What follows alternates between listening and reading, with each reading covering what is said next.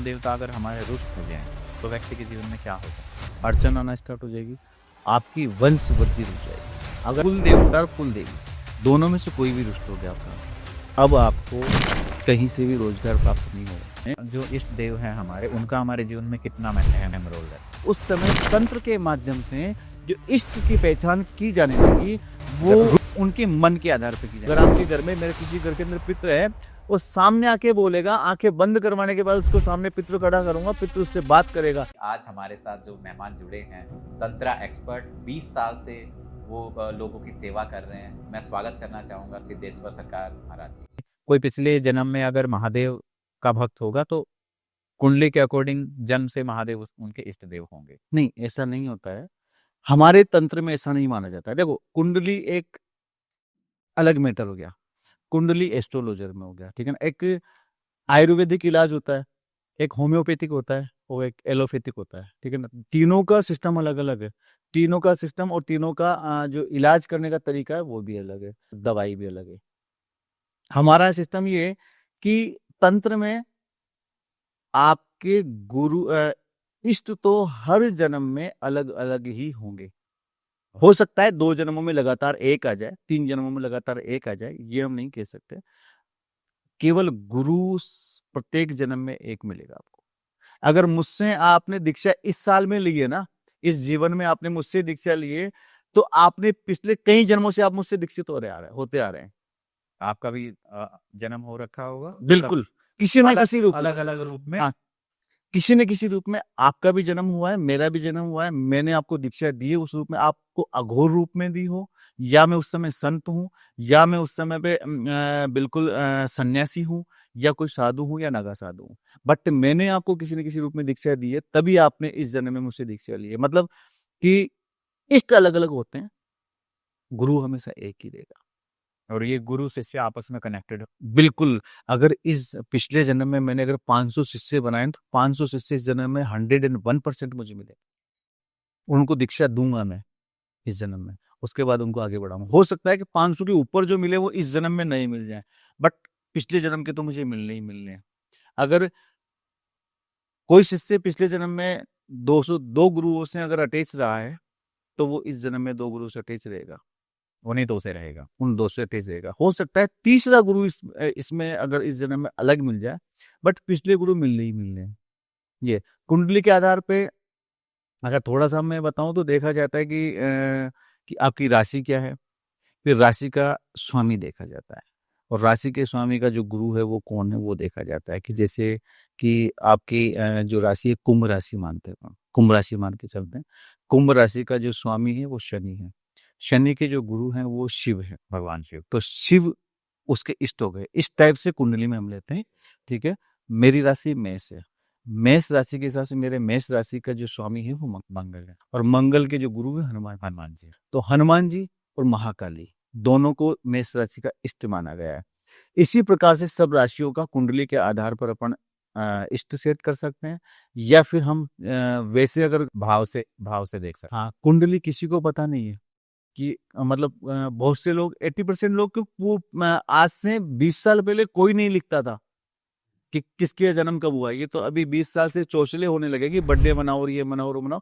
पहले कुछ नहीं, पहले तो बस ठीक है, अपना खाना वाना बनाया, खाया पिया, इतना सा हो जाता था। अब ये सिस्टम होने लगे हैं, तो अब मानने लगे कि ये आपकी डेट ऑफ बर्थ के हिसाब से कुंडली बनी है, ये हुआ है हुआ। आज से 25-30 साल पहले कुछ नहीं था ऐसा। उस समय भी कैसे याद रखती थी माता?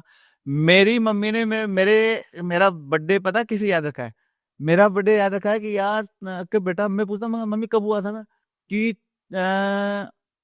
श्राद्ध जो चलते हैं ना, श्राद्ध के अंदर जो चौथ आती है, चतुर्थी, उसके दिन तेरे नाना के घर पे थी, और तेरे नाना के घर पे रात को 11:30-12 बजे हॉस्पिटल में जन्म हुआ था।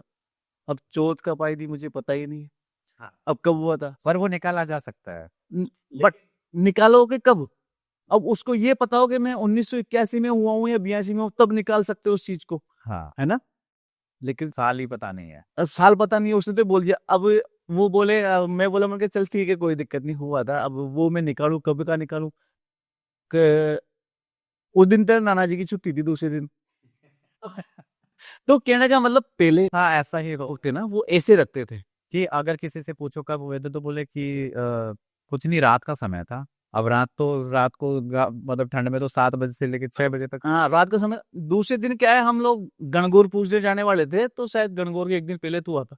अब कब हुआ था गणगौर के एक दिन में कुछ पता, तो पुराने जमाने के लोग तो ऐसे रखते थे, इसलिए उस टाइम तो पता नहीं होता था। इसलिए उस समय तंत्र के माध्यम से जो इष्ट की पहचान की जाने लगी, वो उनके मन के आधार पे की जाए कि इसके मन पे आपका मन का भाव कहाँ जाता है। मेरा मन का भाव जा रहा है कि हनुमान जी की मैं पूजा करूं, तो ठीक है, आप हनुमान जी की पूजा करोगे। वो जन्म से ही हनुमान जी आपके साथ में रहेंगे, मुझे पता है इस चीज का, क्योंकि मैंने देखा है। मुझे मेरा कुंडली पता नहीं है, अब तक भी पता नहीं है, बट मेरा जन्म से ही, जब से मैं पैदा हुआ हूं, उसके बाद जब से मैंने होश संभाले, तब से अब तक मैं हनुमान जी का व्रत कर रहा हूँ, मंगलवार का और शनिवार का। 2500 साल निकल गए, ठीक है ना। तो उस समय से हनुमान जी से अटैचमेंट है, और अब जाके हनुमान जी ही मेरे इष्ट बने। उसके बाद में माँ काली आई, तो महाकाली को तो जो हनुमान जी वही लेके आए, ठीक है ना, तभी। और महाकाली और हनुमान जी दोनों मेष राशि के इष्ट कुंडली के आधार पे भी बन सकते हैं।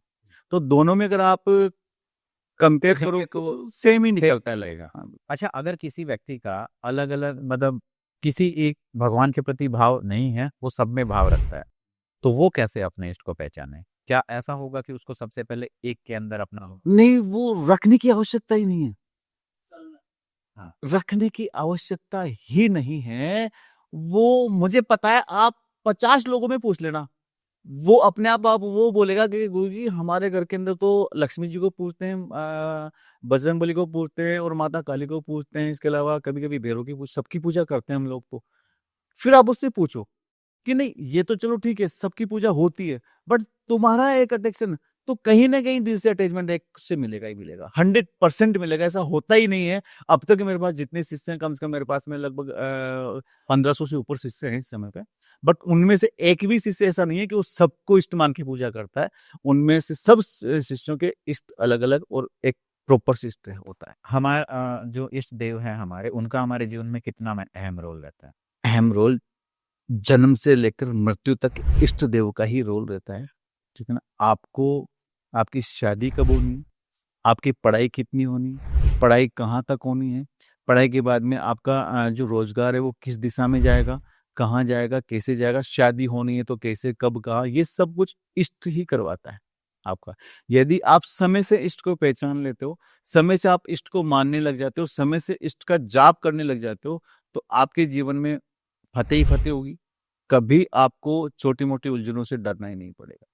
इष्ट हमेशा साथ रहता है जीवन में। अच्छा, अब अगर हम बात करें, जैसे अभी आपने बात की कि जाप करना, बहुत सारे लोग हैं जो अभी गुरु शिष्य परंपरा में नहीं आना चाहते, लेकिन अपने घर पे बैठ के वो सोचते हैं कि मैं बेसिक भक्ति के मार्ग से मैं करूं। तो अगर हम जैसे थोड़े बहुत एग्जाम्पल ले, जैसे मान लो कोई हनुमान जी उनके इष्ट देव हैं, तो घर में रह के किस तरीके से वो हनुमान जी का जाप कर सकते हैं? शास्त्रों में भी ये लिखा हुआ है, और हम तंत्र में भी इस चीज को मानते हैं कि एक ग्रस्त व्यक्ति, जिसके बीवी है, बच्चे हैं, परिवार है, फैमिली है, एक ग्रस्त व्यक्ति अगर सुबह शाम अगरबत्ती और घी का या तेल का दीपक लगा के सुबह शाम उससे जितना हो सकता है उतना, अगर जो भी उसका इष्ट है उसका जाप कर ले, वो उसके लिए बहुत होता है। ग्रस्त व्यक्ति का पहला कर्तव्य ये है कि उसके परिवार को रोटी, कपड़ा और मकान, तीनों चीज अवेलेबल कराए। इसके बाद में अगर आवश्यकता पड़ती है, इसके बाद में उसके अगर उसको समय मिलता है, तो वो कोई जाप या कोई साधना कर सके तो अच्छी बात है। नहीं तो उसका जो पहला धर्म है, पहला कर्तव्य है, वो अपने पत्नी को, अपने बच्चों को, अपने परिवार को पालने का और उनको खिलाने पिलाने का धर्म है, ठीक है ना। फिर भी हम चाहेंगे कैसे करे वो, ठीक है ना। तो इष्ट के लिए कुछ नहीं करना, जो भी इष्ट की, हनुमान जी इष्ट ले लिया अपन ने, हनुमान जी इष्ट है, आप कुछ मत करो, मंगलवार का व्रत कर लो अगर आपसे होता है तो। नहीं होता है तो केवल एक टाइम हनुमान जी की अच्छे से पूजा अर्चना कर लो। पूजा अर्चना करने के बाद में अच्छे से अ, 1, 5, 1, 3, 5, 7, 11, 21 जितना आपसे हो सके हनुमान चालीसा का पाठ कर लो। ये भी नहीं हो सके तो आप डेली या अगर आप चाहते हैं कि मैं डेली नहीं कर सकता, मंगलवार शनिवार को कर सकता हूँ, तो मंगलवार शनिवार को एक माला ओम अंजनी नंदनाय स्वाहा, बस, या ओम पवन नंदनाय स्वाहा, इस मंत्र की जाप कर लो। मैं कहता हूँ कभी जीवन में पीछे मुड़ के देखने की आवश्यकता नहीं पड़ेगी। ऐसे ही सभी इष्ट जितने भी महाकाली हैं, भैरव हैं, बजरंग, सबके इष्टों के अलग-अलग मंत्र होते हैं। आप उनके मंत्र का जाप करोगे 100% किसी न किसी काम में आपको सफलता हासिल होगी। इष्ट का जैसे मान लो कि कोई भगवान शिव जिनके इष्ट देव हैं, वो क्या क्या करें? जैसे एक ओम नमः शिवाय मंत्र है, क्या ये ऐसे मंत्रों का जाप कर सकते हैं? बिल्कुल ऐसे मंत्रों का जाप कर सकते हैं, बट स्त्री को ऐसे मंत्रों का जाप नहीं करना है। जो अगर स्त्री है तो उसको केवल नमः शिवाय का जाप करना ओम नहीं लगा। है, ओम नहीं लगाना है। अगर जेंट्स है वो ओम नमः शिवाय जाप कर सकता है। थोड़ा-सा तंत्र में रुचि रखता है या थोड़ा-सा साधनाओं में रुचि रखता है, तो साधक बनने की अगर उसकी इच्छा है और वो चाहता है कि मुझे थोड़ा मतलब जाप के लेवल से थोड़ा-सा ऊपर जाना है ग्रस्त में लेके। ये नहीं कहता कि तुम साधना करो या कुछ ऐसा कुछ करो, कि मैं जाप करता हूँ लेकिन मैं साधना के इसमें ग्रस्त में रहकर थोड़ा-सा जाप में अपर जाना चाहता हूँ, ऊपर जाना चाहता हूँ, उसके लिए ओम नमः शिवाय ओम। आगे और पीछे ओम लगा के करे। मैं कहता हूँ 7 दिन के अंदर 100% उसको कहीं न कहीं से ये आभास होगा कि शंकर भगवान मेरे साथ में है या उनकी कोई ऐसी अप्रत्यक्ष शक्ति मेरे साथ में है। वो मेरे साथ काम कर रही है।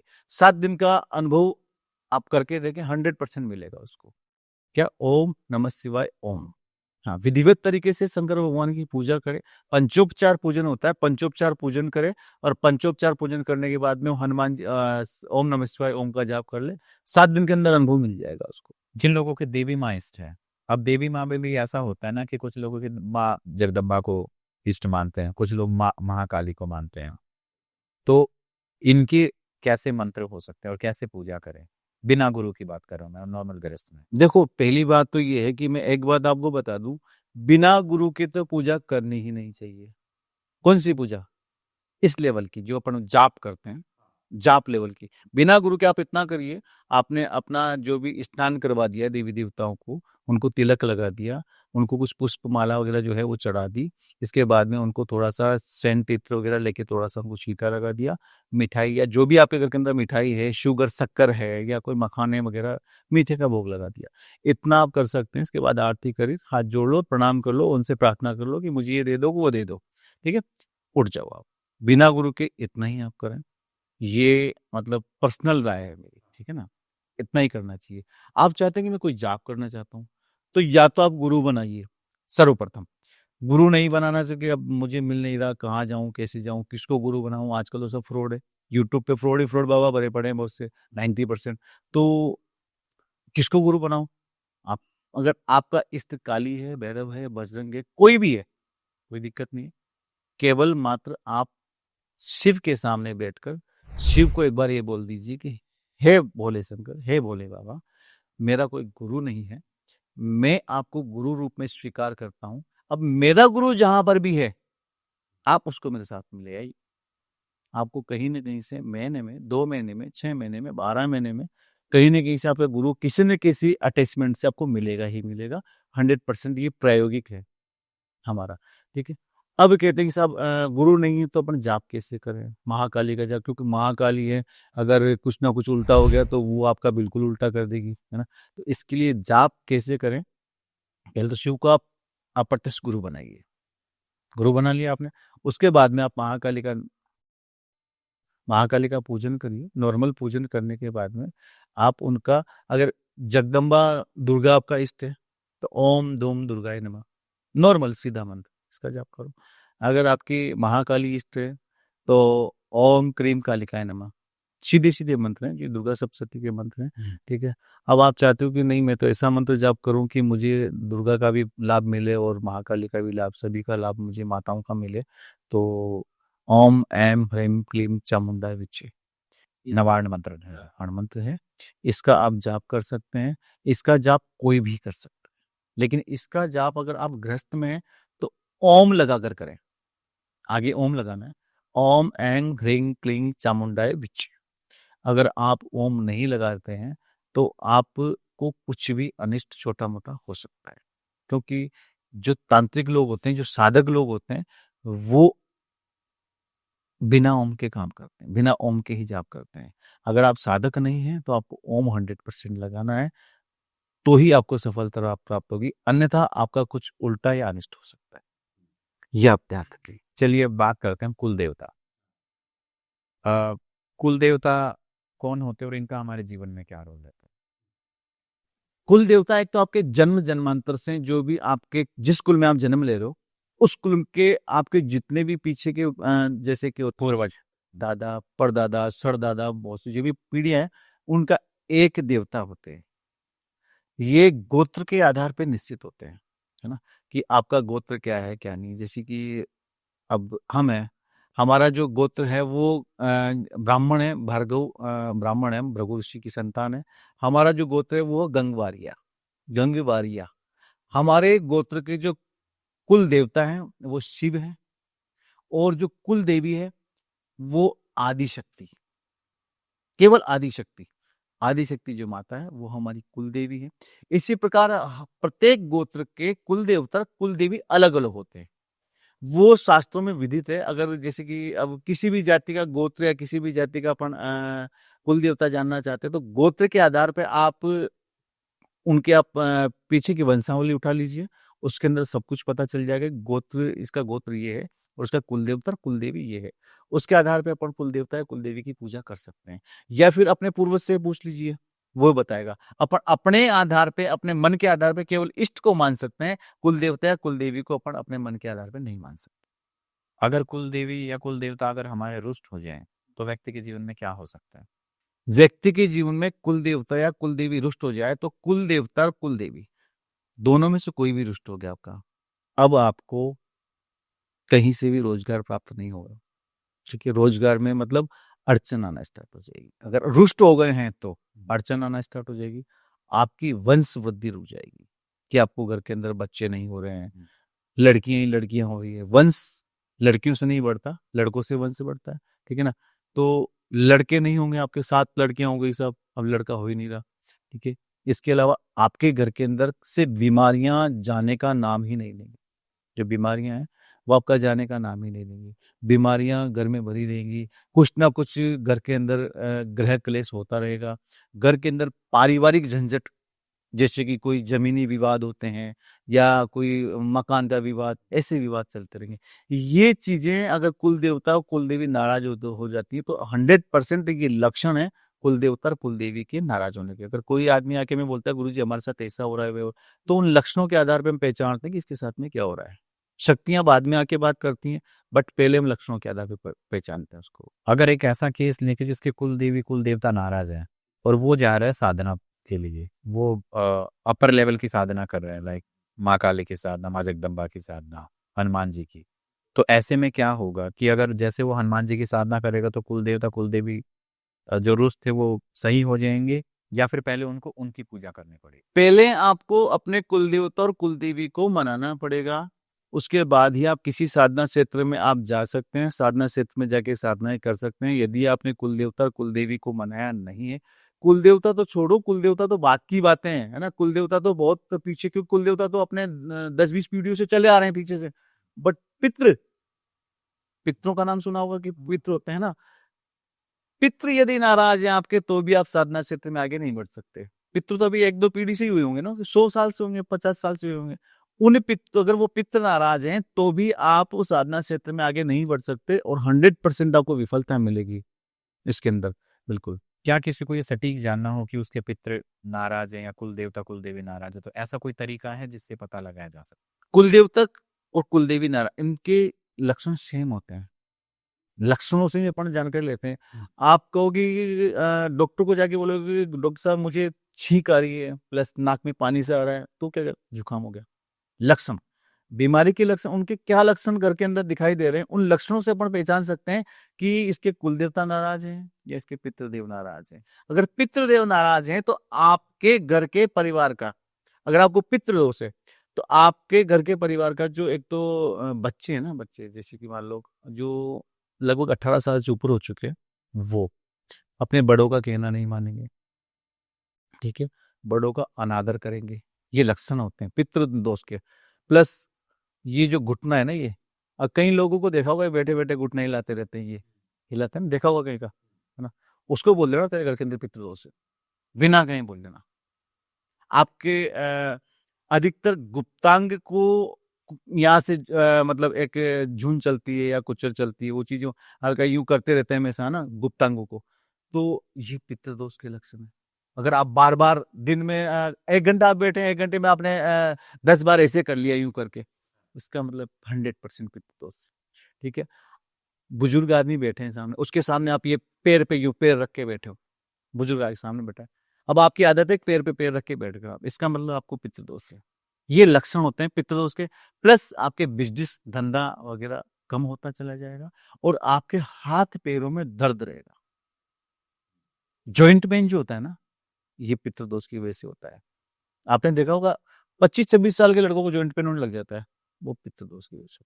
ये सब लक्षण तो ये लक्षण से पता लगा है। बिल्कुल 100% लक्षण से पता लगा है। क्या ऐसा हो सकता है कि परिवार में मान लो 10 सदस्य हैं, लेकिन 8 या 9 जो बिल्कुल अपना अच्छा काम कर रहे हैं, लेकिन एक जो व्यक्ति है जिसके ऊपर ये सारी चीजें हैं, तो क्या माना जाए कि जो पितृदोष है वो पूरे घर पे है, या फिर वो जो पितर वो स्पेशली इसी बच्चे से नाराज है? वो क्या होता है, ये आपके पूर्व जन्म के जो प्रारब्ध के कर्म हैं, इनके ऊपर भी ये चीजें डिपेंड करती हैं कि आपके प्रारब्ध के कर्म क्या थे। आपके पूर्व जन्म के कर्म अच्छे हैं और हो सकता है कि आपके जो मतलब पितृ है उसका मनोभाव आपके ऊपर ज्यादा हो, या आप जिस मतलब समय पे जन्मे हो उस समय पे ग्रह नक्षत्र की स्थिति कैसी थी, वो ग्रह नक्षत्र की स्थिति भी उस पितृ का उस बंदे से लगाव जुड़ाव कर देती है। या फिर क्या देखते हैं पितृ लोग कि मैं हूं, अब आपको मैं मेरी सच्ची घटना ये है ना, मैं हूं, मेरे पिताजी वगैरह 7 भाई, अब मेरे पिताजी वगैरह 7 भाई हैं, उनके जो बच्चे हैं वो कम से कम मान के जो लगभग 28 लड़के। अब मेरे पिताजी के एक भाई एक्सपायर हो जाते हैं, एक भाई बीच में 7 में से जो बीच वाले भाई एक्सपायर हो जाते हैं, वो पितृ रूप में हो जाते हैं। अब वो मुझे बोलते कि तू मेरा मोक्ष करवाएगा। अब यार 28 लड़के हैं, उनको जाके पकड़ो, मुझे क्यों पकड़ रहे हो, है ना। बट वो उनका भाव ये होता है कि ये बंदा है जो मेरे कुल में से आध्यात्म की ओर जा रहा है, यही मेरी मोक्ष करवा सकता है, यही मेरे कुल का दीपक है, यही कराएगा, यही मोक्ष करवाएगा। ठीक है ना, और उसको छेड़ते इसलिए ताकि वो परेशान हो और उस चीज का सोल्यूशन निकाले और मुझे मौका। निकालने के लिए वो भटकता फिरेगा, है ना, जाएगा कभी ज्योतिषाचार्य के पास जाएगा, कभी किसी देवी देवता के पास जाएगा, कभी कहाँ जाएगा, कभी कहाँ जाएगा। अब कोई ना कोई बोले भैया तेरे पितृ दोष है, कुल देवता ने बोल दिया, उसने एस्ट्रोलॉजर ने बोल दिया कि तेरे पितृ दोष है। इधर गया देवी देवता के पास कहीं पर के भाया तेरे तो पितृ दोष है, घर के अंदर ये फलाना पितृ बन गया, ये बन गया, वो बन गया। अब वो सब जगह बात एक मिल रही है, फिर वो मानने लगेगा वास्तव में पितृ दोष है। ठीक है ना। अब मैं तो ये कह रहा हूँ कि वो मेरे शरीर को पकड़ के रखें। अब अभी बोल रहा हूँ ना, अभी मेरी ये हाथों ये ना ये रोम खड़े हो रहे हैं इस समय पे, ऐसा लग रहा है कि आसपास में होते हैं। आप जब भी बात करोगे ना वो चीजें होंगी, वो चीजें होंगी। ये देखो रोंगटे खड़े हो, दिखाई दिया, मैं तो नहीं कर रहा हूँ ना, अपने आप हो रहा है। शक्ति आपको ये देखो, बिल्कुल जैसे कि सर्दी लगने पे जैसा होता है ना वैसा, तो शक्ति का आप आह्वान करोगे 100% वहीं खड़ी होगी। नहीं, जो आपने बात की बिल्कुल सही है, क्योंकि कई बार ये भी देखा जाता है ना, उनको तो मुक्ति चाहिए, तो जिसके अंदर उसका प्रेम भाव है वो एक उम्मीद लेके हमारे पास आते हैं और उनको ये पता है कि ये कर सकता है। बिल्कुल अजी, आप यूं देख लीजिए कि आदमी पैसा, अगर मान लो मोहल्ले में किसी को, मान लो मैं ही हूं, मेरे मोहल्ले में 20 लोग हैं, 20 लोगों में से किसी को पैसे की जरूरत पड़ गई, किसके पास, अरे यार फला आदमी दे सकता है, उसके पास चलते हैं। जो दे सकता है ना उसी के पास आदमी जाएगा, है ना। नहीं देने वाला उसके घर पे भी नहीं जाएगा वो। तो यही पितृ जो हैं वो ये समझते हैं कि ये बंदा अध्यात्म में है और ये बंदा अध्यात्म को हर तरह से समझता है। जिस बंदे, ऐसे से बंदे भी हमारे परिवार में, फैमिली में है ना। खैर मैं नाम तो नहीं लूंगा, बट उन्होंने 30-35 साल तक तो व्रत क्या होते हैं वो ये भी नहीं जानते, जानते हैं करते नहीं। अगरबत्ती लगाना क्या होता है ये भी नहीं जानते कि अगरबत्ती कैसे लगा। बहुत से लोग होते हैं ऐसे ना, मैं मेरे परिवार की बात नहीं कर रहा हूँ, बट बहुत से फैमिलियां ऐसी होती है जिनके बंदे ऐसे होते हैं। अब उनको क्यों पितृ पकड़ेंगे भाई, पितृ उन्हीं को पता कि नहीं यार ये बंदा ये आध्यात्म है, ये सब बात को समझता है, पितृ क्या होता है, दोष क्या होता है, फला क्या होता है, डिमका क्या होता है, ये अपनी मोक्ष। और उसको इसलिए उसके काम धंधे या ऐसी रुकावट इसलिए डाली जाती ताकि यहाँ तक वो पहुंच सके कि भाई तेरे को ये सॉल्यूशन निकालना है। मेरे हम तो मतलब इतने कष्ट झेले हम लोगों ने, मैंने पर्सनली इतने कष्ट झेले कि शायद ही किसी ने झेले होंगे हमारे जो सिस्टम में। तो और जिस दिन से मतलब पितरों ने मुझे मतलब आशीर्वाद दिया, जिस दिन से वो मेरे शरीर के ऊपर बैठने लगे हैं, उस दिन से मेरे पोवारा 25 है घर के अंदर, मेरे पर्सनली मेरे, है ना, पोवारा 25 है, कोई प्रॉब्लम नहीं है, मस्त से रह रहे हैं, मस्ती से खा रहे हैं, मस्ती से पी रहे हैं, नोट। तो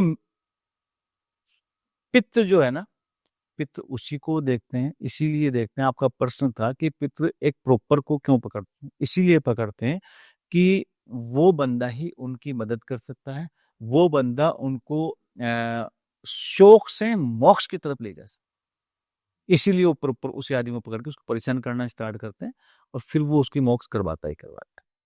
तो जब कोई व्यक्ति आध्यात्म की तरफ जाता है तो अपने पितरों को कैसे मोक्ष दिलाएगा? उसकी एक प्रॉपर विधि होती है, हमारे तंत्र में भी प्रॉपर विधि उसकी है कि आप उसका हरिद्वार में जाके हम हमारे तरीके से त्रिपिंडी श्राद्ध वगैरह हवन वगैरह करवाते हैं, और वैदिक तरीके से भी इसका होता है जो कि ब्राह्मण लोग करवाते हैं, वो भी बहुत अच्छे से। अगर अच्छा ब्राह्मण हो और अच्छे तरीके से कराए तो 100% पितृ की मोक्ष होती है। और ये ऑल ओवर इंडिया के अंदर केवल एक ही जगह है जहां पर पितरों की मोक्ष होती है, वो है गया धाम। गया तीर्थ जो बोध गया इसको बोलते हैं, वहां पर ही पितरों की मोक्ष होती है। इसके अलावा कहीं पर पितरों की मोक्ष नहीं होती है। लोग मतलब ब्राह्मण भी बहुत से ऐसे होते हैं, चलो ठीक है कि अपना हाँ, ये एक चीज देखी जाती है कि सही विधि विधान से वो पूजा करते ही नहीं है, पैसा भी लेते हैं। होता है कई जगह। देखो मैं सभी ब्राह्मणों के नहीं बोलता हूँ, बट ऐसे ब्राह्मण हैं जो लोग क्यों ठीक है यार तेरा मोक्ष करवाने चल, ठीक है हरिद्वार हो जाएगा, वहां 2-4 हजार 5 हजार लिया, हरिद्वार में अपना मोक्ष वगैरह करवाया, है ना। बट वो पता चला कि 1 महीने बाद फिर पितृ घर पे आ गए, मेरे तो फिर सपने में आ रहे हैं, भैया क्या करूं, अरे यार वो ऐसा हो गया था इसलिए हो गया। तो फिर उसमें बहानेबाजी हो जाती है ना। बट ऐसा नहीं होता, 90% ब्राह्मण अच्छे होते हैं, वो सब लोग करते हैं। अब देखो अपवाद तो हर जगह होते हैं, है ना, वो तो हर जगह होते हैं, लेकिन 90% ब्राह्मण अच्छे होते हैं, क्योंकि मैं भी ब्राह्मण हूँ इसलिए। तो आपने मतलब लोगों को सजेस्ट किया तो वहां से चीजें अच्छी निकल के आई हैं। हम प्रॉपर देखो हमारा जो सिस्टम है ना, मेरा तो सिस्टम ये है कि मैं अगर किसी के पितरों की मोक्ष करवा रहा हूं ना, तो उसको पितृ को पहले सामने बुलवाऊंगा, उससे बात करवाऊंगा कि मेरी मोक्ष करवा। वो बोलेगा आपको सामने आके। अगर आपके घर में, मेरे किसी घर के अंदर पितृ है, वो सामने आके बोलेगा, आंखें बंद करवाने के बाद उसको सामने पितृ खड़ा करूंगा, पितृ उससे बात करेगा। क्योंकि खुली आंखों से आप देख लोगे ना तो आपकी पजामी गीली हो जाएगी। पितृ प्रेत रूप में होते हैं, इनकी आकृति, इसकी छाया थोड़ा सा डरावनी होती है ना। हम खुली आंखों से शक्ति को नहीं देख सकते, खुली आंखों से वही देख सकता है जो एक लेवल पे चढ़ गया हो साधना से। तो बात कैसे करेंगे? बात करेंगे, आपने आंखें बंद करी, आपके मानसिक पटल पे वो आएंगे, जिसको अपन बोलते हैं थर्ड आई। यहाँ पर वो आंखें बंद करने के बाद में एक आकृति सामने बनेगी, आकृति के सामने बनने के बाद आप उनसे बात होगी डायरेक्ट, आप जो भी पूछोगे उसका जवाब देंगे वो लोग, आपको जवाब आएगा। और या फिर सर्प रूप में आपके घर के अंदर बुलाऊंगा उनको, सर्प रूप में आपके घर के अंदर आएंगे वो, ठीक है। मैं वो आह्वान करूंगा उनका कि अगर आप पितृ हो इनके घर के और आप मोक्ष चाहते हो तो इनको साक्षात दर्शन दो। अगर आप साक्षात दर्शन दोगे तो ही आपके मोक्ष करवाऊंगा, अन्यथा हम मोक्ष नहीं करवाएंगे। इसका मतलब पितृ नहीं हो, कुछ ना कुछ गलत हो। बाकायदा वो आएंगे, आके उस सर्प रूप में बैठेंगे, उनसे पूछा जाएगा कि आप जाने, मतलब कभी भी आ सकते हैं या उसी टाइम आ जाएंगे? नहीं उसी समय, कभी भी नहीं। हाँ, उस जिस समय उनकी 11 दिन तक पूजा की जाती है, कुछ विशेष पूजाएं होती है, गुप्त पूजाएं होती है, जो उन्हीं को बताया जाता है जो लोग पितरों की मोक्ष करवाने के लिए तैयार होते हैं। उनको एक गुप्त पूजा बताई जाती है 11 दिन की, वो पूजा होती है। पूजा होने के बाद में फिर उनको बुलाया जाता है, तब वो प्रसन्न हो। तो ये जो विधि है, लेकिन आज कलयुग में ऐसी विधि को सही तरीके से करने वाले लोग बहुत कम है। क्योंकि जैसे जिस तरीके से आपने बताया, मान लो वो किसी ऐसे व्यक्ति के पास चले गए जो फ्रॉड है ना, उसने आंखें बंद की और ऐसे ही अपने वो इमेजिनेशन से बता दिया कि करे ये है, तो फिर वो उसी चक्कर में फंस जाएगा। बिल्कुल होता है, कई जगह ऐसा होता है। बेचारा मेरे पास कई जगह से ऐसे ऐसे धाम हैं जिनका मैं नाम नहीं लूंगा, हालांकि बड़े बड़े धाम है ना, कि जिनका नाम चलता है दुनिया के अंदर, वहां सात सात चौकी। एक बच्चा तो मैं प्रत्यक्ष बात करवा दूं, वो बोलता है कि गुरुजी अगर मुझे सामने मिल जाए ना वो बंदा, तो मैं उसके सामने बोल दूं, ठीक है ना। मैं 21 चौकी करके आया हूं वहां पर, लेकिन मुझे राय राय का दाना देखा है, इतना सा भी फर्क नहीं पड़ा मुझे। आपके यहाँ आने के बाद में जो विशेष आपने बताया, और उस हिसाब से मैंने पूजा करवाई, मुझे 25% फर्क है। और मैं आपने 3 मंगलवार मुझे बताएं, 3 मंगलवार, फर्स्ट मंगलवार में फर्क मिलता है, तब जाके वो थर्ड मंगलवार तक आते हैं, ठीक है ना। तो प्रत्यक्ष को प्रमाण की आवश्यकता नहीं होती। ऐसे से मतलब अब कहूँ ही क्या मैं, मतलब ऐसे दाम है आपको बताऊं, वहां से लोग आते हैं बेचारे, उनसे बोलते 21 चौकी कर ले। अब भाई तू 21 चौकी करवा, उसकी हालत तो देख, उसको 25 लाख का तो कर्जा हो रहा है ना, उसके बच्चे भूखे मर रहे हैं। 25 चौकी, अगर मान लो कि मैं जयपुर से अगर दिल्ली आता हूँ तो एक बार का 1500 से 2000 रुपये खर्चा होता है मेरा। तो 21 चौकी का मतलब क्या हो गया उसका, 21 चौकी मतलब 42,000 तो खर्चा हो गया। फिर वहां पर आएगा जाएगा, टाइम वेस्ट, सारी चीजें नहीं करना चाहिए। हमारे दाम पे सब कुछ निःशुल्क है, फ्री, कोई चार्ज, कोई पैसा नहीं लगता है। जो पूजा पाठ की सामग्री होती है वो हवन का हम बता देते हैं कि भैया ये हवन का सामग्री आप ले आओ, ठीक है। वो सामग्री लाते हैं, अपने हाथ से हवन करो, हम नहीं करेंगे हवन, आप अपने हाथ से हवन करो। हवन का जो चार्ज वो अपने आप वो उनका वो करते हैं, हमें कोई पैसे की जरूरत नहीं। तो ये सिस्टम होता है तरीकों से करने का। आप कब से कर रहे हैं ये? लगभग मुझे करीब हो गए करीब 20 19 20 साल हो गए। 20 साल हो गए। अभी आपकी एज क्या है? अभी एक मेरी 46 है। लेकिन आप 46 जैसे लगते नहीं हो आप, मतलब एज कम लगती है। क्या इसके पीछे क्या रीजन है? बहुत अच्छा क्वेश्चन किया आपने ना। क्या होता है कि आप कई साधकों को देखना, आपने पॉडकास्ट किए होंगे, हाँ। और भी साधकों के किए होंगे, सभी साधकों में ये चीजें देखने को मिलेगी आपको। मतलब जो स्पिरिचुअलिटी अध्यात्म में है, जो मेडिटेशन करते हैं, मंत्र जाप करते हैं, जो जाप कर रहे हैं, जो अध्यात्म में है, जिनका इष्ट उनके साथ में है, जो अपने देवी देवताओं के घर के जो भी जैसे गुरु गणेश, इष्ट कुल देवता, कुल देवी, स्थान देवता, पितृ देवता वगैरह, इनकी जो पूजा करते हैं डेली डेली के तरीके से, तो उनकी एज हमेशा कम। क्यों? जो जाप होता है ना, जाप के जो प्रभाव से जो आपके चारों तरफ ऊर्जा बनती है, जिसको आप ओरा मंडल बोल सकते हो, ठीक है ना। तो इससे आपके शरीर के ऊपर ये इफेक्ट पड़ता है। पहला इफेक्ट तो आपको 24 घंटे आपके साथ में कोई ना कोई एनर्जी रहेगी, पहला। दूसरा इफेक्ट आपको मिलेगा, आपकी वाणी में मधुरता आ जाएगी।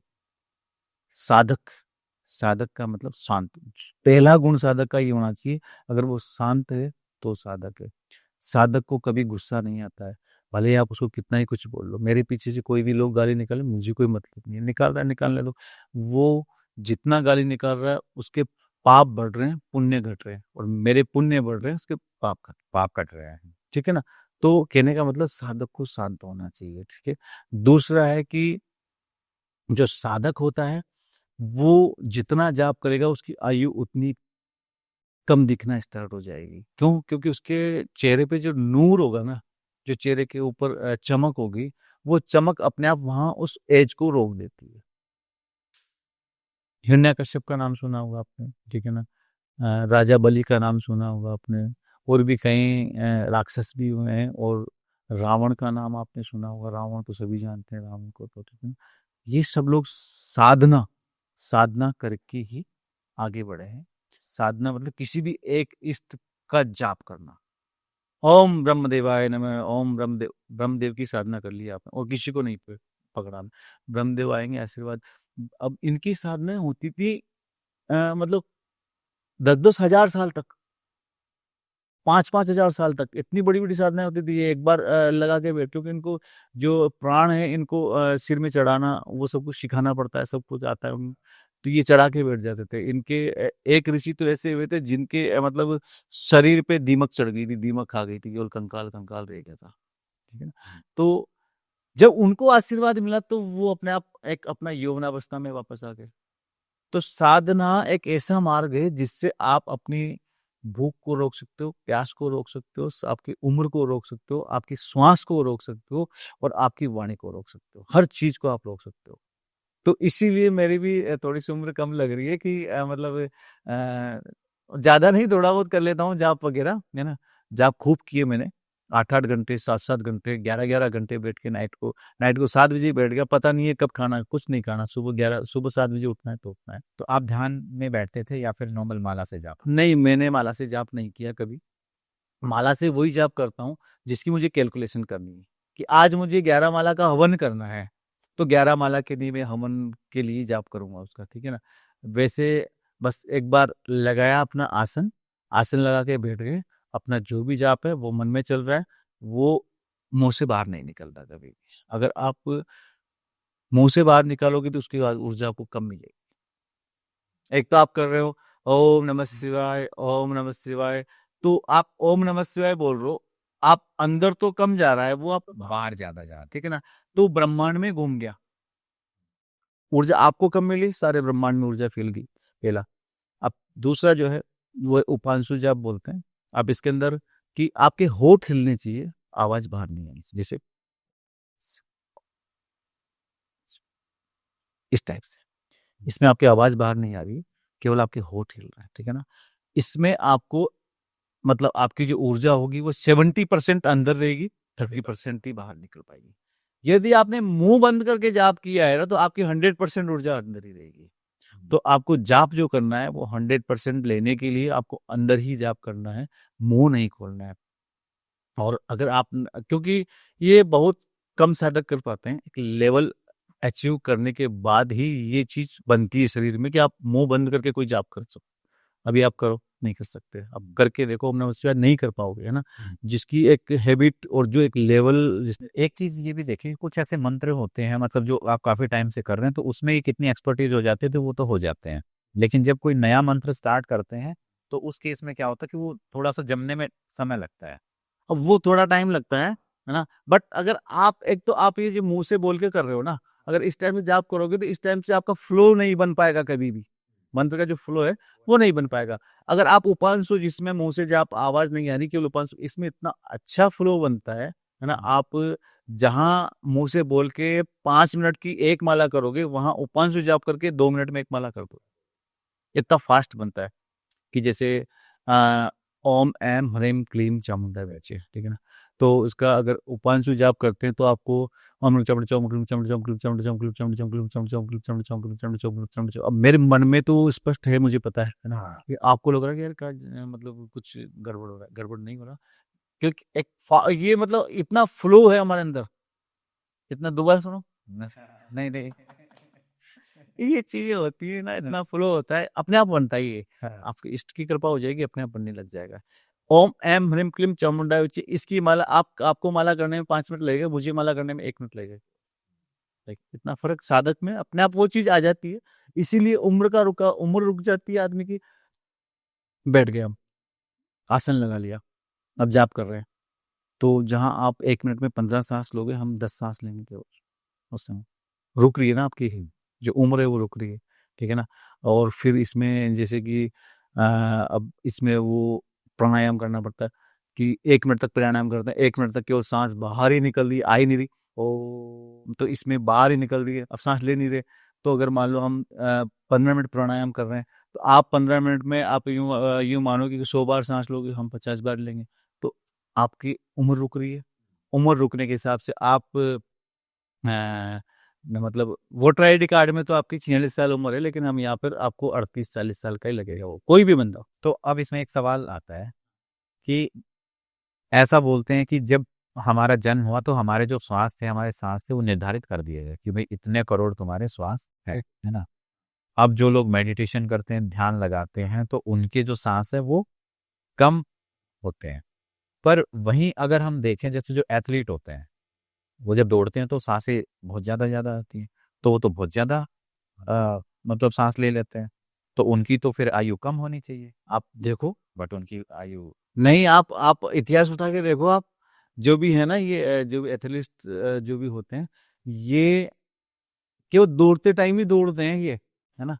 बट इनके अलावा योगा वगैरह भी करते हैं अलग से, मेडिटेशन ये भी तो वहां पे बैलेंस करते हैं अपने। बिल्कुल करना। बैलेंस करते नहीं है वो, उनको क्योंकि वो अध्यात्म है ही नहीं, वो बस उनका जो कुछ लोग हैं जो एथलीट्स भी अध्यात्म है, बट मतलब उनका इतना ध्यान नहीं है कि मैं मेडिटेशन करने से ये होगा।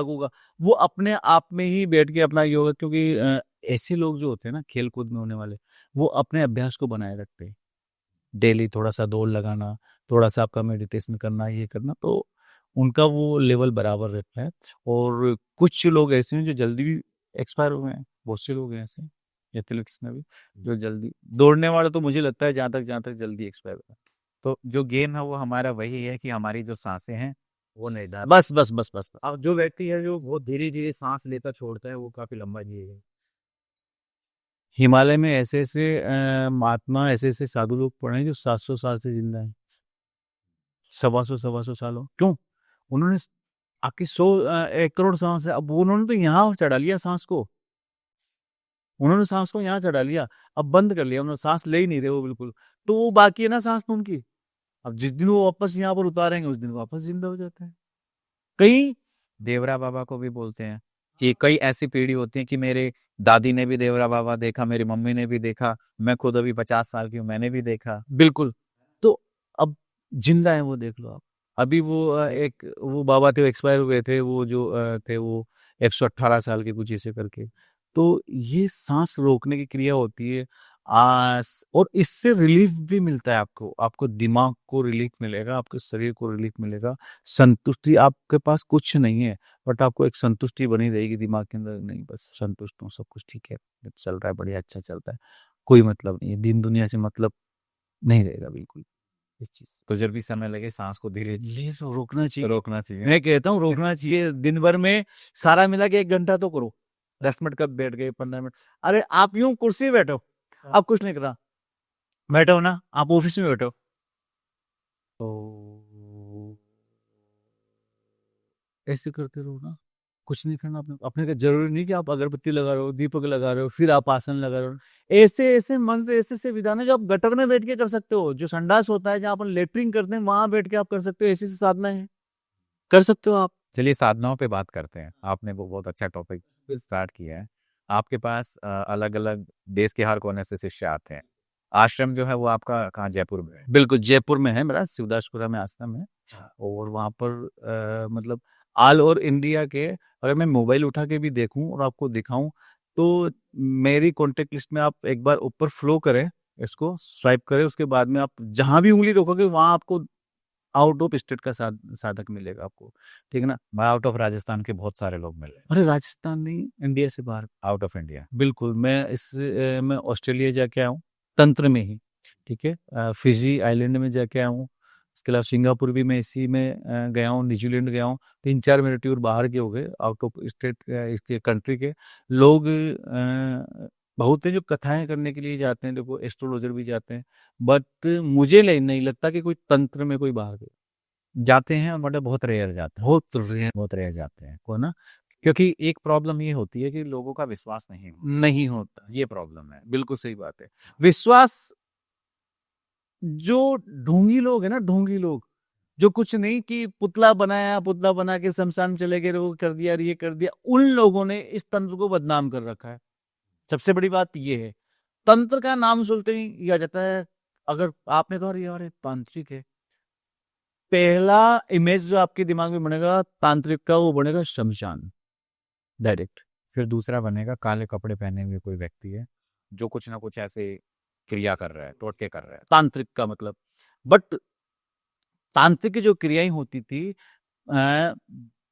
जो राक्षस प्रवृत्ति के लोग हैं वो तांत्रिक क्रियाओं को गलत वे में लेके जाके करते थे, और जो देवगुण जो देवता लोग हैं वो इसको अलग वे में ले जाते थे, ठीक है ना। देवता लोग वो होते हैं जो दूसरों की मदद के लिए तंत्र क्रियाओं को काम में लेते हैं, मदद के लिए, और राक्षस लोग वो होते हैं जो दूसरों को कष्ट पहुंचाने के लिए उन क्रियाओं को काम में लेते हैं। इसमें दोनों ही चीज है।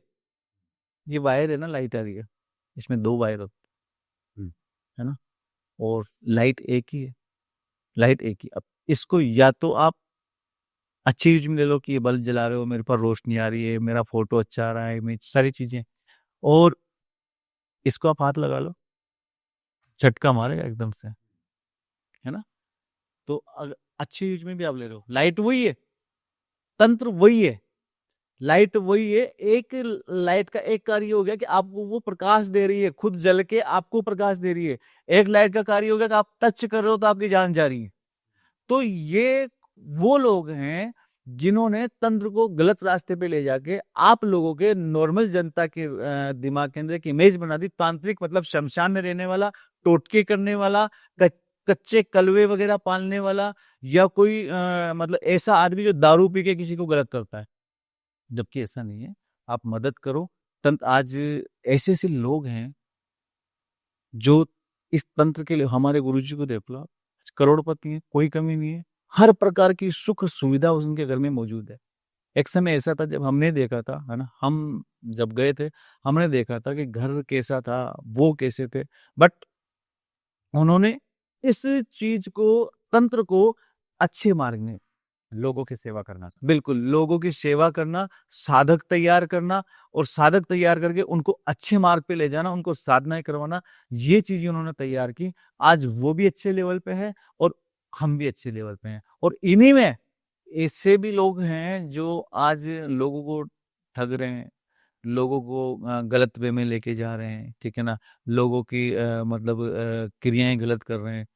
तो वो लोग उनके हिसाब से नीचे जहाँ है वो वही है। तो जैसे लोग आपके पास साधना सीखने आते, मैंने आपका वीडियो भी देखा था अभी जब हम बात कर रहे थे, तो कोई जब आपसे कांटेक्ट करता है थ्रू आपके मतलब यूट्यूब चैनल या नंबर वगैरह, तो आप उस व्यक्ति के अंदर क्या देखते हैं सबसे पहले? क्या वो योग्य है या नहीं है, ये आप देख सकते हैं? देखो इसमें क्या होता है, दो रास्ते होते हैं। पहला रास्ता कि उसको पहले देखा जाए, समझा जाए और तरीका बताया जाए कि भैया तू मेरे पास आया है, ठीक है, कि गुरुजी मुझे कामाक्षा अप्सरा साधना करनी है। मैं बोलूंगा ठीक है, इसको करने के लिए हमारे जो आश्रम है उसका एक सिस्टम है, उस सिस्टम को फॉलो करो, आप साधना करो। पहला तो ये हो गया। और फिर हम, वो हमारे पास जब आएगा तब हम उसके अंदर देखेंगे कि इसके अंदर इतनी एबिलिटी है या नहीं है ना। तो एक रास्ता तो क्या, उसको बोलेंगे भैया तेरे अंदर ये एबिलिटी नहीं है। वो आप कैसे ध्यान लगा के देखते हैं? नहीं, वो साधक के जो, हम ध्यान लगाने की जरूरत नहीं पड़ती, एक लेवल ऐसा आ जाता है साधक के पास में, है ना, तब वो देखते ही बता देता है कि इसके अंदर क्या एबिलिटी है, क्या है क्या नहीं। वो चीजें एक लेवल पे आ जाती हैं। मतलब एक आपका इतना एक्सपीरियंस, आप देख के पर्सन को बता सकते हो कि ये व्यक्ति इसने जीवन में कुछ जाप किया है? हाँ हाँ हाँ, बिल्कुल बिल्कुल। आपने भी जाप किया है? हाँ, मैंने किया है। आपने भी जाप किया है? आपने नहीं बताया ना मुझे पहले।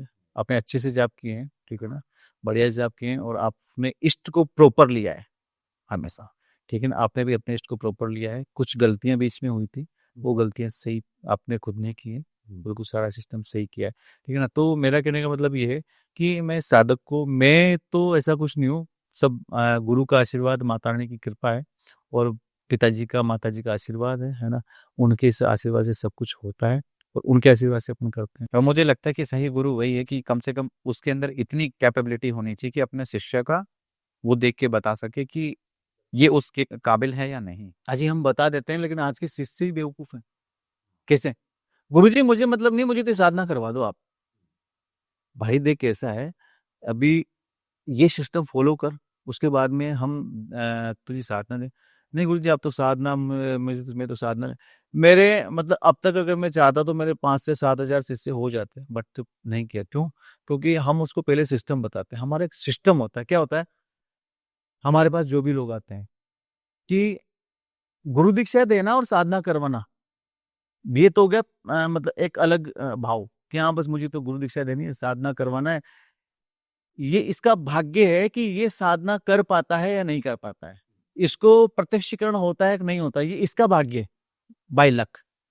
लेकिन मैं, जो मेरा सिस्टम है, मेरा सिस्टम ये है कि अगर कोई बच्चा, कोई भी बच्चा आपके पास आ रहा है, वो एलकेजी में आपके पास आ रहा है, ठीक है, फ्रेशर है, उसको कुछ पता नहीं है। अब आप चाहोगे कि उसको मैं 10th का एग्जाम दिलवा दूं? नहीं, नहीं दिलवा सकते। आप 10th के एग्जाम में बैठा दोगे, फेल हो जाएगा। 10th के छोड़ो, आप 5वीं के एग्जाम में बैठा दोगे, फेल हो जाएगा वो, ठीक है ना। 10th और 5वीं का मतलब समझ रहे हैं आप? 10th का मतलब हो गया कि जिन जिन्नात खबीस वाली साधना है, और 5वीं का मतलब हो गया कि छोटी सी अप्सरा की साधना दे दी, कोई प्रेत की साधना दे दी, ये छोटी मोटी साधना है। तो अब वो फेल होगा।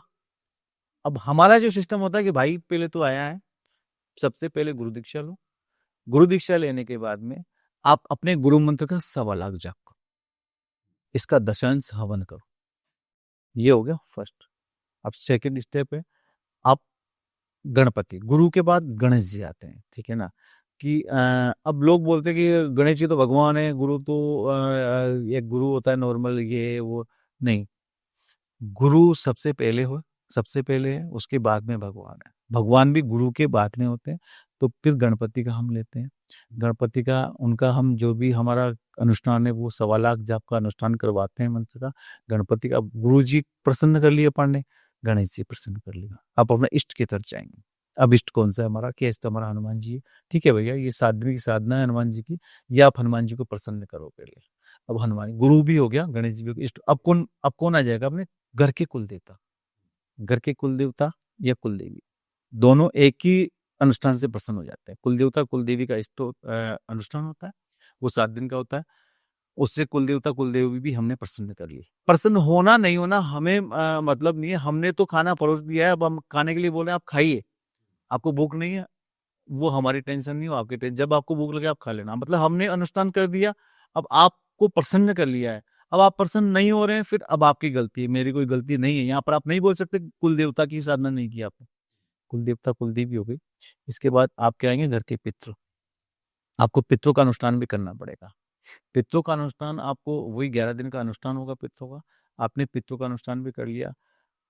अब आपके 80% चांसेस बढ़ गए हैं साधना में सफलता के। आपने क्योंकि आप प्रॉपर आप एक टेक्निक फॉलो किया आपने, है ना। ABCD सीखी है, उसके बाद आपने स्पेलिंग्स याद की है, स्पेलिंग्स याद करने के बाद आपने टेंस पढ़े हैं।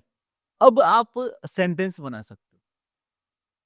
आपको केवल ABCD दे दी, देने के बाद अब भैया सेंटेंस बनाओ, नहीं बना सकते। यही है, गुरु गणेश इष्ट की आपने साधना करी है, कुल देवता कुल देवी और पितृदेव की आपने साधना जो भी है वो प्रॉपर तरीके से फॉलो, बेसिक आपका कंप्लीट हो गया। अब आप साधना कीजिए। 80% मैं नहीं कहता कि साध आप सफल होंगे, गारंटी किसी की नहीं लेता। गारंटी तो भगवान की भी अपन नहीं ले सकते हैं, ठीक है ना, क्योंकि अपन भगवान नहीं है। तो आपके 80% चांसेस साधना की सफलता की बढ़ चुके हैं, आप साधना कर सकते हो। तो ये एक साधना का मार्ग होता है। कई लोग होते हैं दीक्षा ली भैया ये साधना ले बैठ जाओ, नहीं, ऐसा नहीं करना चाहिए। मैं जानता हूँ, जहाँ तक मैं जानता हूँ, पहले के जो गुरु होते थे साल साल भर तक चप्पलें घिस जाती थी उनके आगे पीछे घूमते उनके बैग पकड़ के, जो उनका कमंडल थे वो पकड़ के घूमते थे, तब जाके वो गुरु दीक्षा देते थे। हाँ, परीक्षा लेते परीक्षा ले कि इसके अंदर इतना पेशेंस है या नहीं है, कर पाएगा या नहीं कर पाएगा। तो अब हम इतना तो करें कि उसको कम से कम बेसिक सिखाएं कि तंत्र का बेसिक बेटा ये है, ये तंत्र का बेसिक करो, उसके बाद में आपको साधना मिलेगी। आपको पहले साधना नहीं, लेकिन है कई जो करते हैं, कोई नहीं। तो जब साधनाओं की हम बात करते हैं, किस किस प्रकार की साधनाएं हो? अब साधनाएं तो वैसे मेरे हिसाब से जो अलग अलग विचार हैं, शास्त्रों की भी अलग विचार, तंत्र के अलग विचार है। मेरे विचार से 2 ही साधना होती है, तामसिक और सात्विक।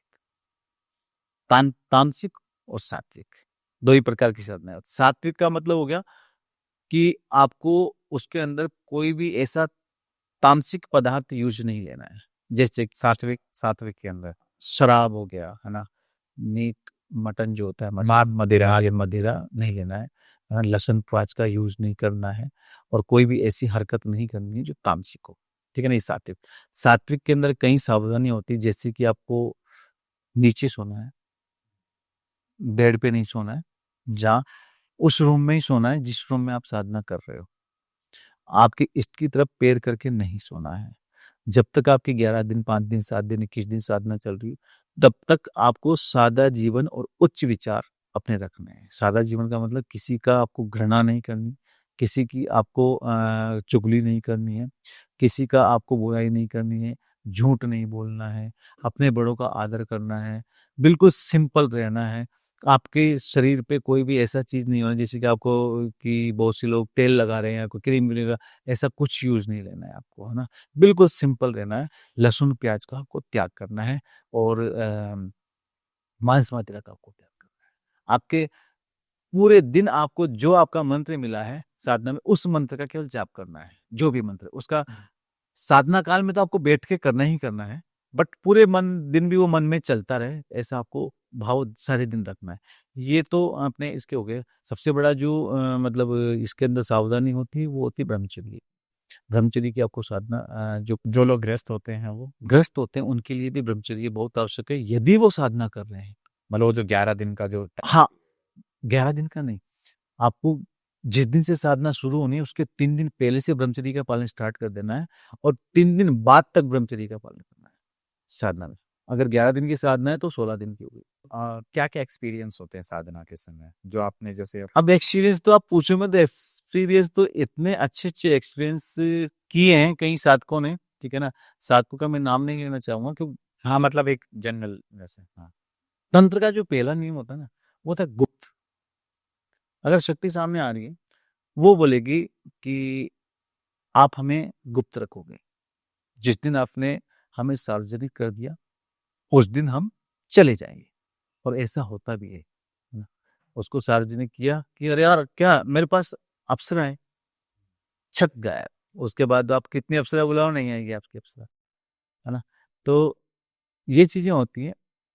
और अब जो साधना, क्या बोला से बोले तो? नहीं मैं ये पूछ रहा था कि क्या एक्सपीरियंस होते हैं लोगों को जैसे साधना करते समय मेरे कई शिष्य को एक्सपीरियंस हुए हैं कि जैसे कि एक शिष्य था, है ना। उस शिष्य को मैंने खबीस की साधना करवाई थी। खबीस का नाम सुना होगा आपने। खबीस बहुत गंदा, बहुत इतना गंदा कि उसके पास में आप उसके मतलब 5 मीटर तक आसपास नहीं बैठ सकते आप। बदबू इतनी मतलब बदबू आएगी उसके में। उसकी साधना मैंने करवाई थी तो वो उसके साथ में आके सोने लग गया था। लड़का था लड़का लड़का लड़का था, मतलब सोने का मतलब कि बिस्तर में वो सो रहा है। उसको लग रहा है कि वो मतलब जैसे कि वो नाइट को वो सोया है नीचे, अपना गद्दा बिछा के सो गया। अब उसको 100% दिखाई दे रहा है कि ये कोई आके यहाँ सोया है, ये गद्दा दब रहा है नीचे, जैसे फिल्मों में नहीं दिखाते हैं कहीं में, गद्दा दब रहा है, ये यहाँ से आया तो पैर इसने रखे हैं, ये रखे हैं। वो डर गया। रात को उसने मुझे 2 बजे फ़ोन किया ना, 11:30 बजे से उसकी साधना स्टार्ट हुई थी, 2 बजे 1:30 बजे साधना खत्म हो गई थी। इसका जो मंत्र होता है वो कम ही मंत्र होते हैं, इसके करीब 52 या 55 मंत्र जाप करने होते हैं। तो वो केवल 55 बार जाप करके सोया 2 बजे, 1:30 बजे करीब। 2 बजे तो मुझे फ़ोन किया, गुरुजी क्या हुआ? गुरुजी मुझे डर लग रहा है। मैं कहा क्या बात हो गई? गुरुजी ऐसा ऐसा हो रहा है मेरे साथ में। मैं कहा कोई नहीं, नो टेंशन। वो जैसे आके सो रहा है, सोने दो आराम से, तुम्हें कुछ नहीं करना है, ना तुम्हें बात करनी है। अगर वो तुमसे बात करता है तो ही बात करनी है, उससे कोई बात नहीं करनी, ठीक है। उस दिन सो गया वो। अब सोने के बाद में दूसरे दिन मतलब ये करीब 11 दिन की साधना थी। तो दूसरे दिन फिर वही उसने जाप किए, है ना। तो इसके जो जाप होते हैं वो संडास गटर में बैठ के किए जाते हैं, ठीक है, नग्नावस्था के अंदर। तो उसने जैसे जाप किया वो बाहर से कुंडी कटकटाने लग गया उसकी, क्योंकि वो आ चुका था उस मकान के अंदर। कुंडी कटकटाने लग गया कि अरे भाई तो आ गया यार, मेरा क्या जाप कर रहा है तू। ऐसे आवाज आई बिल्कुल क्लियर आवाज आ रही है उसको। और वो फोन लेके बैठता था गटर के अंदर। उसको पता है कि यार मैंने बोल रखा था अगर कोई ऐसी वैसी घटना होती है तो मुझे कॉल करना, क्योंकि कहीं ना कोई प्रॉब्लम हो जाए तो गड़बड़ हो सकती है। वो आ गया वहां पर। वो बोलता है कि मैं तो आ गया, तू जाप किसका कर रहा है, जाप बंद कर दे। वो जाप बंद नहीं कर रहा है। फिर दोबारा फिर उसने जब उसके करीब 20 के लगभग, क्योंकि इतना बड़ा मंत्र है वो, है ना, करीब 1 पेज, तो उसमें टाइम लगता है। 15-20 के लगभग जाप हो गया तो फिर वो कुंडी के उसको अच्छी तरह दिखाई दे रहा है कि कोई हवा है जो कुंडी के नीचे से धुआं रूप के अंदर आ रही है, मतलब स्मोक सा बन रहा है। और वो आके सामने खड़ी हो रही है। अब वो उसको बिल्कुल क्लियर दिखाई दे रहा है कि जैसे उसके मुंह जो है उसके ऊपर जैसे पीला पीला सा मलबा सा जमा हुआ है ना, दाढ़ी के अंदर मिट्टी लगी हुई है, बाल बिल्कुल जैसे मिट्टी से हो रहे हो, ऐसा गंदा सा। गुरुजी मुझे बहुत बुरी मतलब बदबू आ रही है। अब पूरे जाप हो गए। हमारा एक नियम होता है कि जब तक जाप पूरे नहीं हो तब तक आपको बात नहीं करनी है।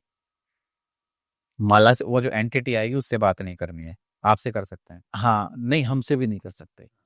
मतलब जैसे 21 माला है, अब 21 माला में तो अगर एक माला की आधी माला मतलब आपकी 5.5 माला हो गई, अब 5.5 माला में ही वो चीज आ गई तो आप बात नहीं कर सकते। फिर आप वो 5वीं जो छठी माला है, जो 5.5वीं माला, वो पूरी होगी तभी आप बात कर सकते हैं उससे या मुझसे किसी से।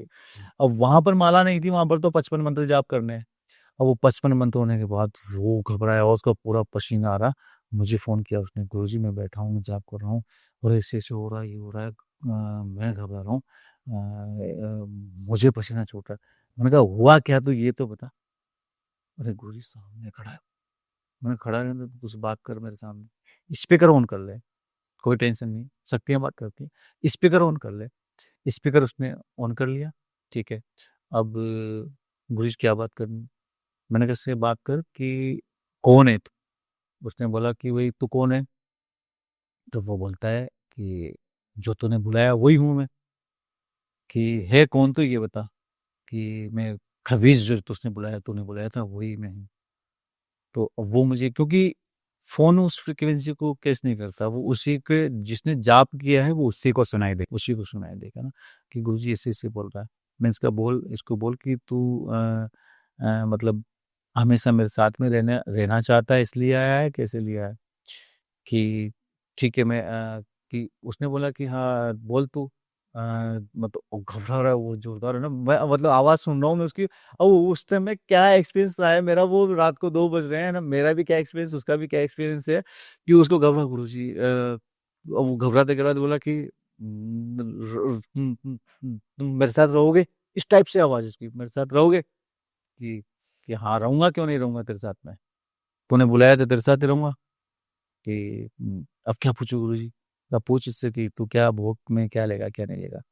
तो उसने पूछा कि क्या लोगे तुम भोग में। तो इनका जो भोग होता है ना, ये लोग मतलब सेक्स इनको ज्यादा पसंद होता है, खबीस को, है ना। तो इनको भोग चाहिए सेक्स। और उसने वही बोला कि जब मेरा भोग पता नहीं है तो क्यों बुलाया मुझे, नहीं तू बता तेरे मुझसे तुझे क्या चाहिए। तो उसने बोला कि अ, मुझे लड़की चाहिए, जब भी तुझे कोई काम करवाना हो मुझे भोग देना पड़ेगा सेक्स का। तो कि गुरुजी क्या करूं। तो मैंने कहा क्या करेगा बता, तो तू कर सकता है व्यवस्था। तो बोलता है कि गुरुजी ऐसा तो ऐसा कहाँ से करूंगा, क्या है क्या नहीं है। मैं कहा तुझको ये बोल, इसको इसी की बातों में फंसा दे, इसको बोल कि व्यवस्था भोग तो मैं दे दूंगा लेकिन व्यवस्था तुझे करनी पड़ेगी। भोग तो मैं दे दूंगा भाई, जो भी सिस्टम है उसका पैसा, जो भी कहाँ कुछ क्या लगना है वो मैं दे दूंगा, लेकिन व्यवस्था घुमा फिरा के उस जगह पर मुझे लेके तुझे जाना पड़ेगा, मुझे पता नहीं है कहाँ कौन क्या रहता है। कि ठीक है, वो जिम्मेदारी मेरी। वो शक्ति उसको सिद्ध हुई। ठीक है, उसके बाद में आज वो लड़का आउट ऑफ कंट्री है, नाम नहीं लूंगा कहाँ पर है, क्योंकि वहां पर ये चीजें बंद है ना। वहां पर है और अपना अच्छे से काम कर रहा है। और लगभग उसका, क्योंकि अभी मुझसे थोड़ा लिंक कम हो गया, क्योंकि वो वहां पर मोबाइल वगैरह कुछ चलते नहीं है इस तरह से, को वहाँ ट्रैक रहती है, ऐसी बातें कर नहीं सकते, तो बात वो यहाँ आता है तो ही बात करता है। तो आज करोड़पति है वो, जो खबीश होता है। तो उसने अपने लिए यूज किया ये, मतलब अपने जीवन में जो भी वो अपने लिए उसने अपने लिए यूज किया। नोटों की बरसात करते हैं खबीस, नोटों की बरसात खबीस करते तो ये जो जैसे जिन जिन्नात होते हैं, इनसे ऊपर की एंटिटी होती है खबीस। नहीं, ऊपर तो क्या है, इसके समकक्ष ही है हालांकि, है ना, इनके बराबर ही जिन जिन्नात एक तरह से बराबर ही है। बट जिन जिन्नात एक थोड़ा सा, इनमें जिन्नातों में साफ पाक शक्तियां होती हैं, अच्छी शक्तियां। गंदी हालांकि इनमें भी होती है, लेकिन इस जैसी गंदी नहीं होती। इसमें कभी अगर जिन जिन्नात आपके आसपास में आ रहा है तो उसके अंदर बदबू नहीं आएगी, उसके अंदर खुशबू आएगी।